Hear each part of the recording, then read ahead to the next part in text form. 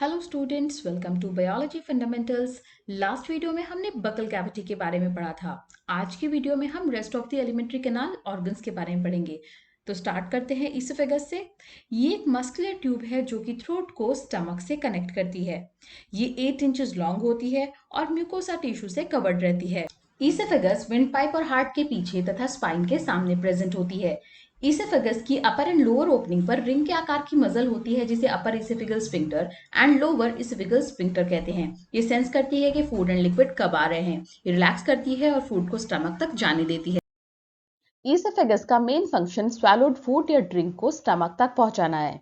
ये ईसोफेगस के circular muscle के पेरिस्टाल्टिक कॉन्ट्रैक्शन एंड रिलैक्सेशन के माध्यम से होता है, जो अपर एंड लोअर ईसोफेगल स्फिंक्टर के एप्रोप्रिएट टाइम पर रिलैक्सेशन के कारण होता है। ईसोफेगस में पेरिस्टाल्टिक वेव्स ट्यूब के अपर पोर्शन से स्टार्ट होकर होल लेंथ तक ट्रैवल करती हैं। ये पेरिस्टाल्टिक वेव्स फूड को पुश करके स्टमक तक पहुंचाती हैं। जो फूड पार्टिकल्स ईसोफेगस में रह जाते हैं वे सेकेंडरी पेरिस्टाल्टिक वेव्स के द्वारा रिमूव हो जाते हैं। अब बात करते हैं एलिमेंट्री कैनाल के थर्ड ऑर्गन की, जो कि है स्टमक। एनाटॉमिकली या शारीरिक रूप से स्टमक 3 पार्ट्स में डिवाइडेड होता है। नंबर 1 फंडिक रीजन और फंडस, जो कि सबसे ऊपरी लेफ्ट साइड डोम शेप्ड होता है। नंबर 2 स्टमक बॉडी और स्टमक, ये स्टमक का एक्सपेंसिव मेन चैम्बर होता है जो मिडिल में प्रेजेंट होता है। नंबर 3 पाइलोरिक रीजन और पाइलोरस, ये स्टमक का सबसे निचला भाग होता है। ये फनल शेप्ड रीजन होता है जो स्टमक को ड्यूडेनम से जोड़ता है। स्टमक वॉल स्पेशलाइज्ड मसल से बनी होती है जिसे रुगे कहते हैं। स्टमक की इनर लाइनिंग पर ब्रांच ट्यूब्यूल्स होती हैं जिन्हें गैस्ट्रिक ग्लैंड्स कहते हैं। ये mucus and gastric juices secrete करती हैं।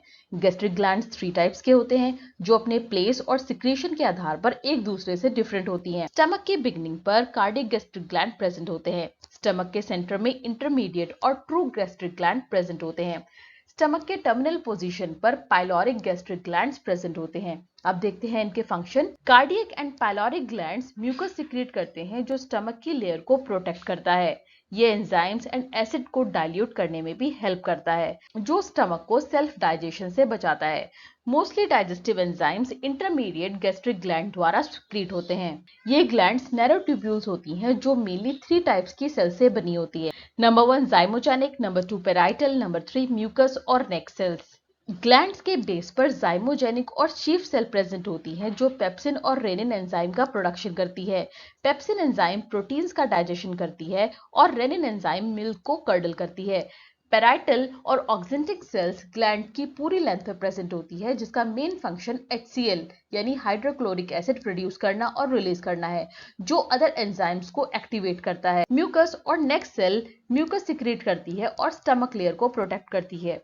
यूजुअली गैस्ट्रिक जूसेस स्टमक में सिक्रेट होते रहते हैं। इनका सिक्रीशन डिफरेंट फैक्टर्स या रीजन पर डिपेंड करता है। जब हम फूड को खाते, टेस्ट करते या स्मेल करते हैं तो गैस्ट्रिक जूसेस सिक्रीशन इंक्रीज हो जाता है। जब हम सोते रहते हैं तो गैस्ट्रिक जूसेस सिक्रीशन लिमिटेड हो जाता है और जागने पर फिर से गैस्ट्रिक जूस सिक्रीशन इंक्रीज हो जाता है। यही कारण है जब हम सोते हैं तो हमें भूख का कम एहसास होता है। जैसे ही फूड स्टमक में पहुंचता है, डाइजेस्टिव ग्लैंड डाइजेस्टिव एंजाइम्स और म्यूकस का सिक्रीशन स्टार्ट कर देते हैं।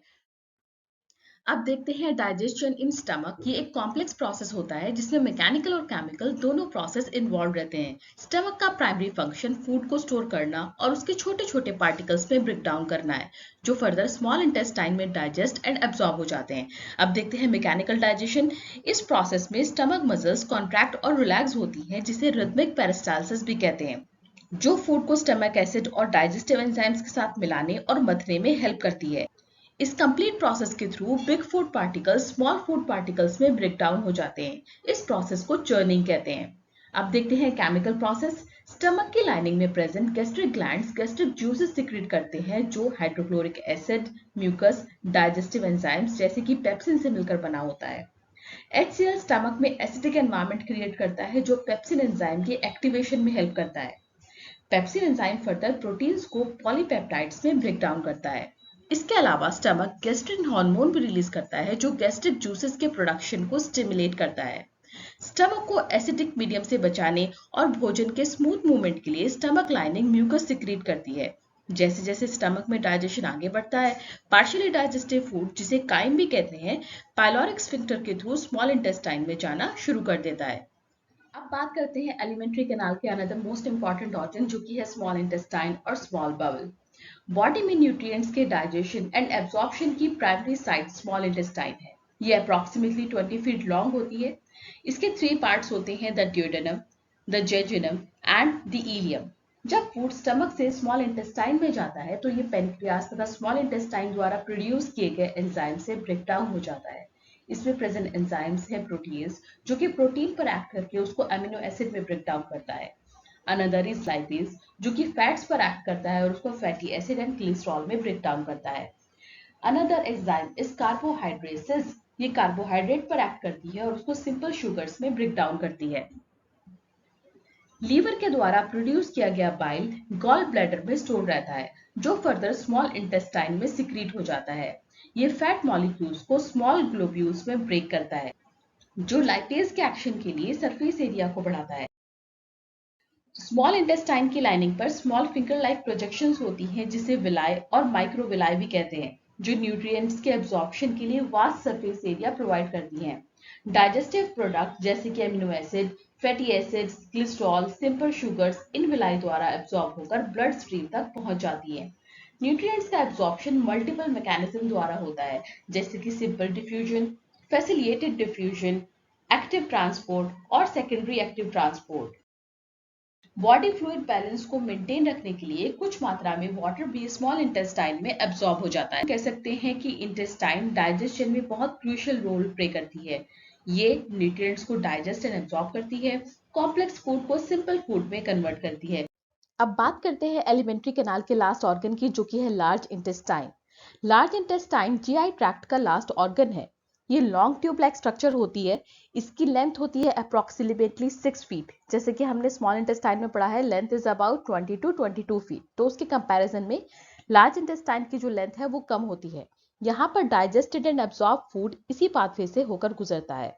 ये स्मॉल इंटेस्टाइन से स्टार्ट होता है और एनल कैनाल पर कंप्लीट हो जाता है, जहां पर फूड वेस्ट बॉडी से एलिमिनेट हो जाते हैं। ये कोलोन, रेक्टम एंड एनस से मिलकर बनी होती है। अगर आपको ये वीडियो इंफॉर्मेटिव एंड यूजफुल लगा है तो चैनल को लाइक, शेयर एंड सब्सक्राइब कीजिए। मिलते हैं हम नेक्स्ट इंपॉर्टेंट बायोलॉजी टॉपिक के साथ। Till then keep learning and stay connected. Bye bye.